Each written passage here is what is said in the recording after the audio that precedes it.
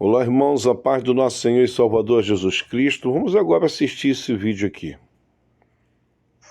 Olá, povo de Deus. Deus abençoe a todos.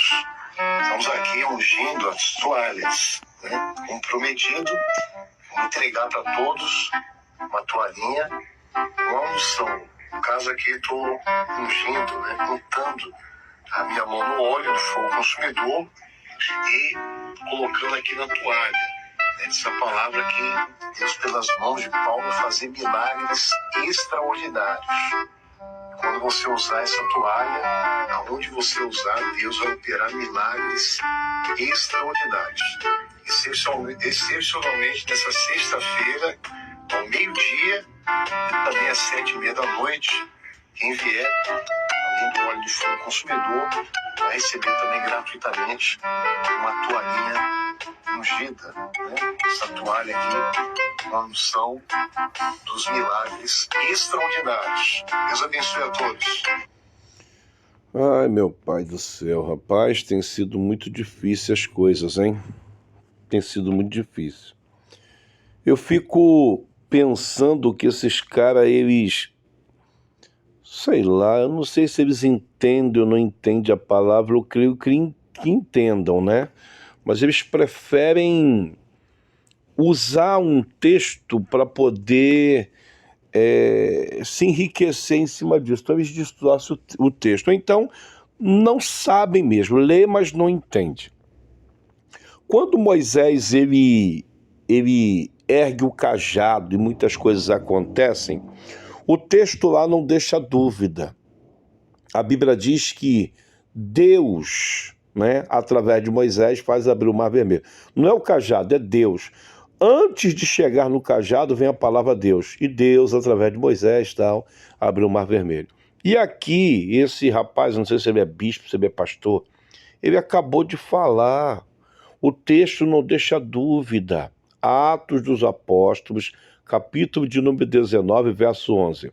E Deus, pelas mãos de Paulo, fazia maravilhas extraordinárias.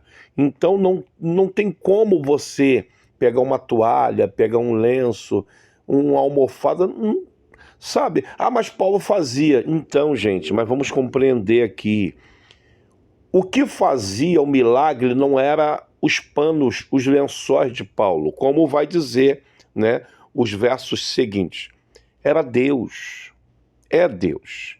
E não há necessidade de você substituir o poder de Deus por nada. Deus é suficiente, Jesus é suficiente. Ah, irmão, então por que Paulo era através do lenço de Paulo? Então, havia uma necessidade. Paulo, por ser um missionário e não poder estar em todos os lugares, às vezes era necessário para as pessoas que eram totalmente incrédulas, mas eram incrédulas mesmo, ele fazer tal coisa, e Deus permitia, né? Mas não tenha dúvida, quem fazia tudo não era o lenço, era Deus.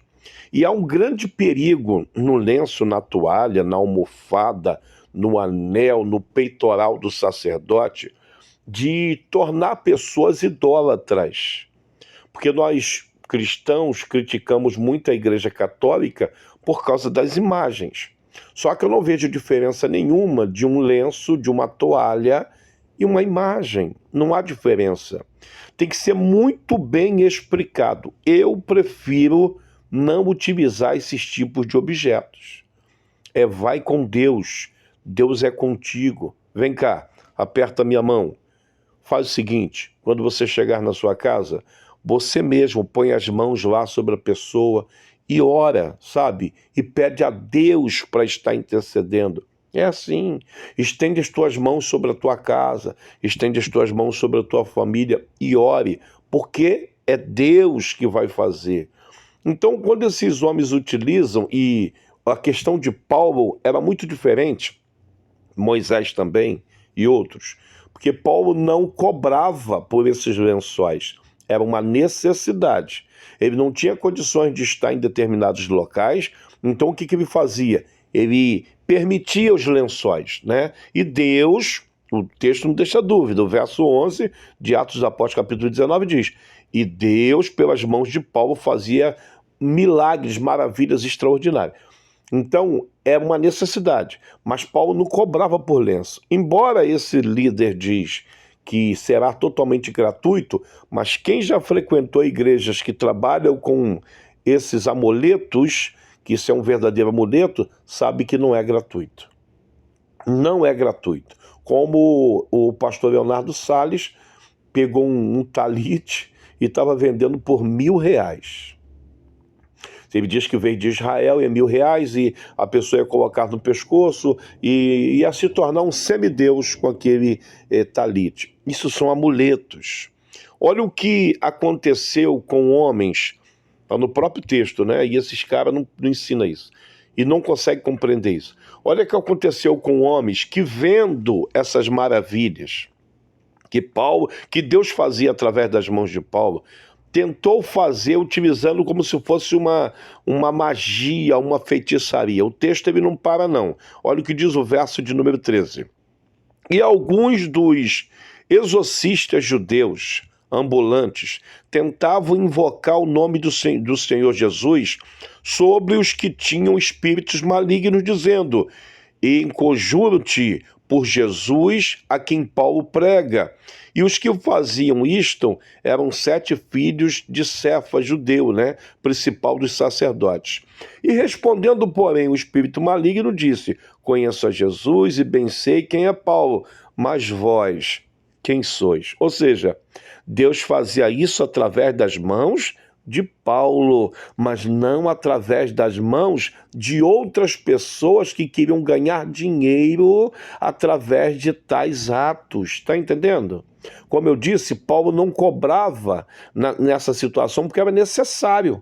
Ele não podia estar em determinado local, não faz o seguinte: me dá esse lençol aqui, vai lá e põe sobre o enfermo lá que ele vai ser curado. Era diferente, era um ato de fé de Paulo, porque Deus fazia milagres extraordinários através da mão de Paulo. Mas esses homens que tentavam fazer a mesma coisa sem autorização de Deus e sem que Deus estivesse na vida deles, olha o que os demônios disseram para ele: conheço Jesus e conheço Paulo. Quem são vocês? E o texto não deixa dúvida. Além de serem humilhados, apanharam muito. Aí eu quero encerrar com esse artigo que eu separei aqui, que esse artigo ele fecha com chave de ouro essa questão de amuletos da sorte dentro de igrejas.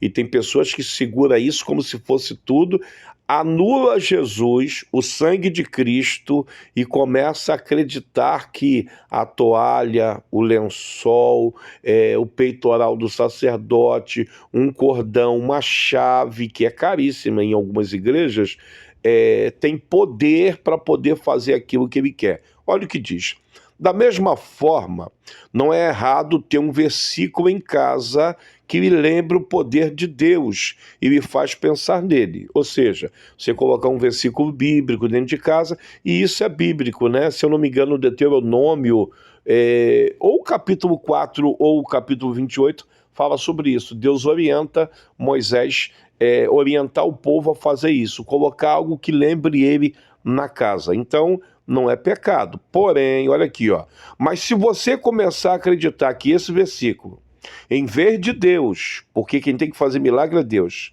lhe protege e lhe abençoa, isto já é idolatria. O versículo se torna um amuleto, e o mesmo vale para qualquer outro tipo de objeto. E é verdade.